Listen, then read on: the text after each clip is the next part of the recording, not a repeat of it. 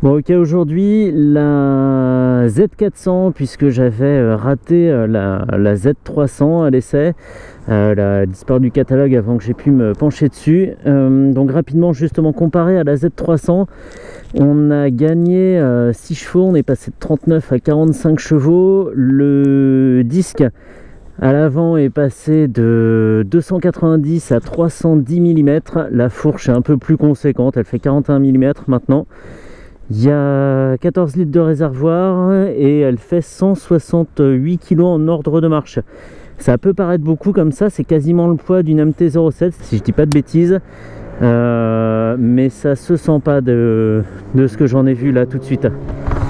Tac.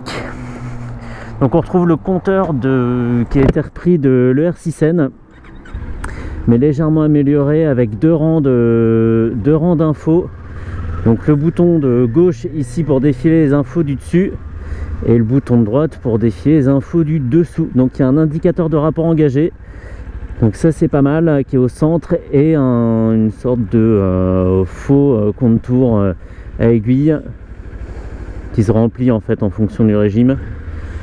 Et donc la vitesse, une jauge à essence, ça c'est pas mal, et un indicateur de température qui est permanent, qui fait pas partie des infos qui défilent. Merci à Stan de Kawasaki Folie Méricourt dans le 12e à Paris pour le prêt de la machine. Voilà, comme ça j'oublierai pas de le remercier, il est toujours sympa. Je peux faire la chose un peu à l'arrache avec lui, et ce que j'ai tout de suite remarqué en montant dessus, c'est que l'embrayage est tout doux, pour pas dire tout mou. Il demande vraiment aucun effort, quoi. Donc ça c'est reposant, même si ça donne un peu moins l'impression de conduire à moto, mais ça c'est que mon avis. Paris, hop.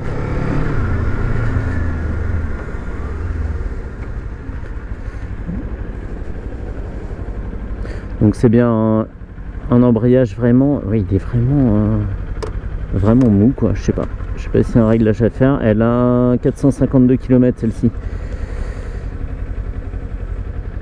Ouais, c'est ça, ouais. Dingue.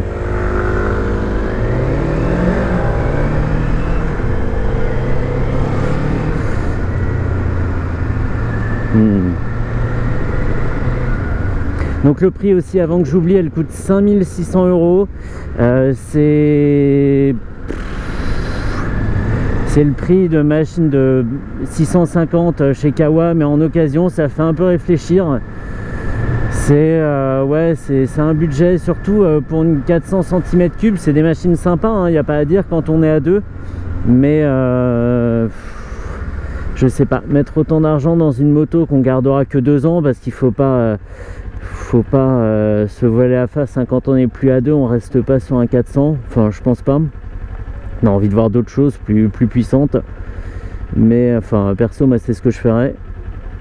On va voir surtout si elle fait bien le job sur autoroute, parce que là pour l'instant en ville ça pourrait être un 125 ou un 50 que ça serait pareil.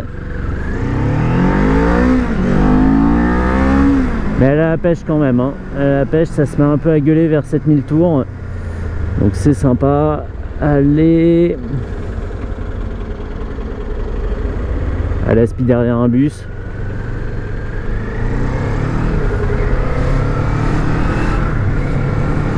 La selle est vraiment toute fine, Je pensais être mal assis dessus, et en fait non, elle est vraiment fine partout, et on sent quasiment pas, c'est comme si j'étais pas enfoncé dedans, quoi.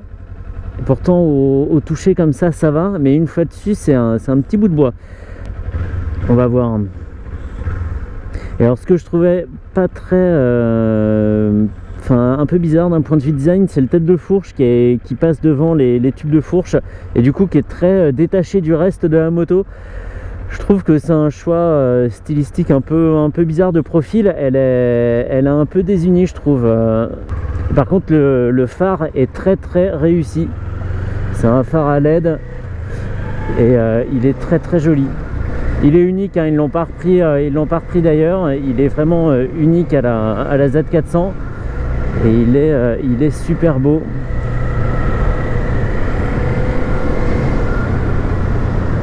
On a vraiment envie d'aller vite, Parce que la Ninja 400 c'était quelque chose, on est dans cet esprit un petit peu course, même si la position est à peine plus penchée. On a le carnage, voilà tout ça, donc c'est un peu normal de tirer dedans. Mais celle-ci incite aussi à... Voilà le phare là, trop beau, trop beau. Et le tête de fourche, ça c'est dommage, ce petit vide là, je trouve que ça se détache trop du reste. Et donc oui, celle-ci incite quand même un peu à la déconne, même si on est sur une position pas street, pas à l'attaque. Finalement on est très légèrement sur le devant, mais le moteur nous dit quand même que on peut s'amuser. Allez, l'autoroute là, vite, j'en ai marre des feux rouges.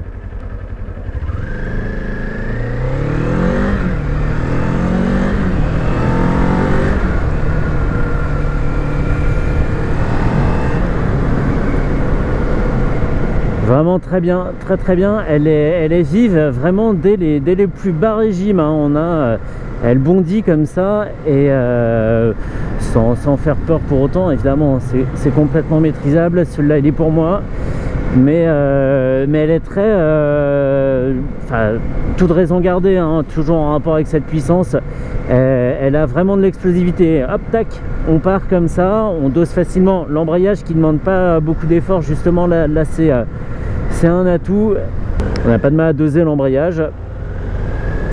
Et puis voilà quoi, tout est facile.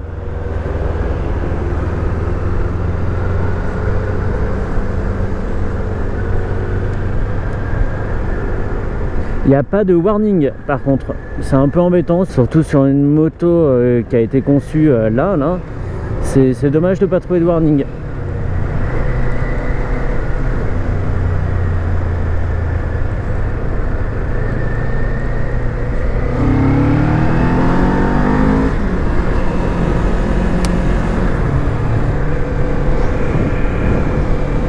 Ah, la porte de Bercy. Elle est sympa, hein, même en 5 à 4000 là. On va pas très vite, hein. J'étais à 70. Donc plus rapide que ce que j'aurais dû être. Mais voilà, elle procure des très bonnes sensations.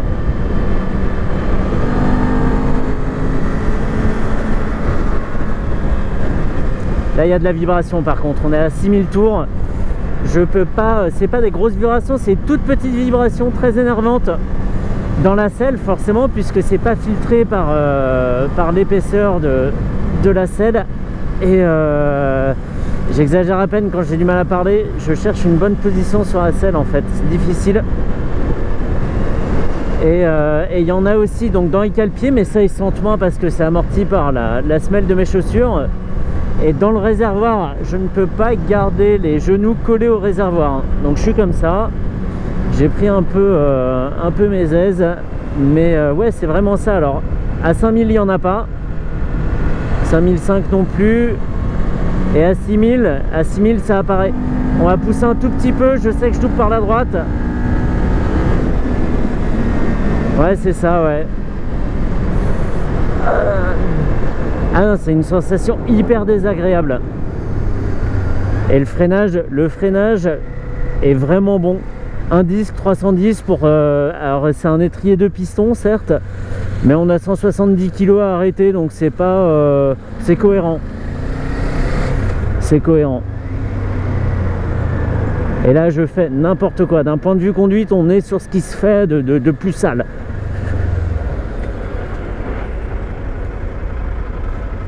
Je vais aller devant lui et je vais essayer de démarrer le plus vite possible pour pas me faire renverser. Ouais, c'est dommage ces vibrations là. À 6000 tours elles apparaissent. Si on pousse plus dans les tours, à 8000 elles deviennent sûrement trop trop petites pour les sentir. Elles sont trop rapprochées, ça fait plus du tout la même sensation. Mais à 6000 tours on a l'impression d'avoir un essaim d'abeilles dans le pantalon quoi. C'est super bizarre. Je suis habitué par exemple sur des gros monos ou des gros billes à des grosses vibrations, voilà, même si on veut pousser un extrême, c'est les V-Twin Harley. C'est plutôt agréable, même si au bout d'un moment c'est peu fatigué, comme sur la W800 par exemple. Mais là, des petites vibrations comme ça, là, partout dans la moto en plus, hein, le seul endroit où on les sent pas, c'est dans les mains. C'est déjà pas mal, hein, mais dans les fesses, c'est un peu gênant. C'est un peu gênant. Peut-être qu'avec une plus grosse selle ou une selle en gel, ça serait gommé. Mais là, de base, comme ça...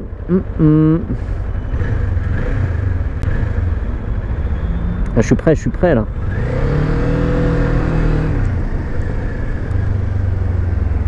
Génial. Génial.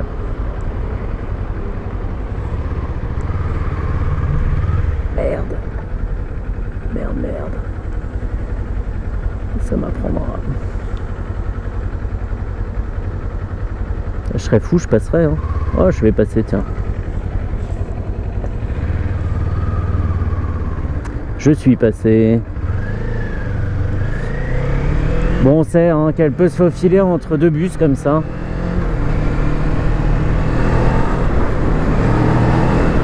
Non, elle est bien, j'aime bien ce genre de moto où ça fait passer quelque chose. On a des sensations, il y a un bruit, il y a voilà, une sensation de vitesse comme ça. Et quand on regarde le compteur, il n'y a pas de quoi perdre son permis. On est à des allures vraiment raisonnables. Donc là je suis en 4, ah oui les bouchons. Je me préparais, je me disais je suis en 4, je vais redescendre en 2 pour lancer un peu. Mais en fait non, je vais rien lancer du tout. Le seul truc que je vais lancer c'est moi dans les bouchons. Donc pas de warning pour la remontée de fil, c'est un peu gênant. Et en même temps la remontée de fil c'est seulement toléré. Bref.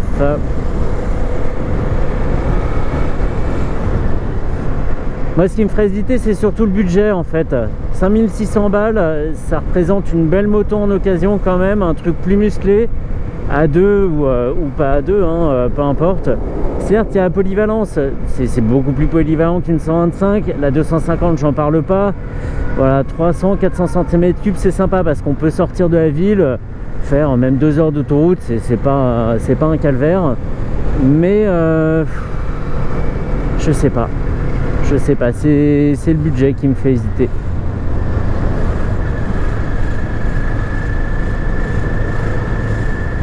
Sinon bonne moto, hein, c'est vraiment comme la Z125, c'est vraiment une Z de Kawa en miniature.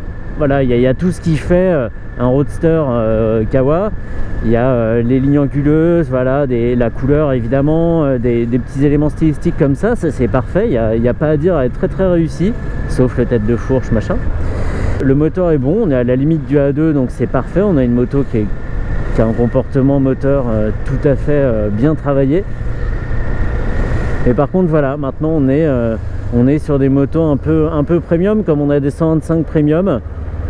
Il y a des motos comme ça qui coûteront un peu cher. Mais bon après j'ai peut-être une fausse idée du marché, hein. Peut-être que c'est des choses qui se pratiquent, des prix qui se font. Et je suis derrière 3 MP3, c'est génial, je suis au paradis.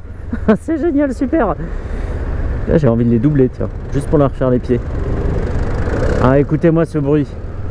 Ah, c'est superbe. Et puis lui, il a tout. Il a tout là, le top case, la jupe.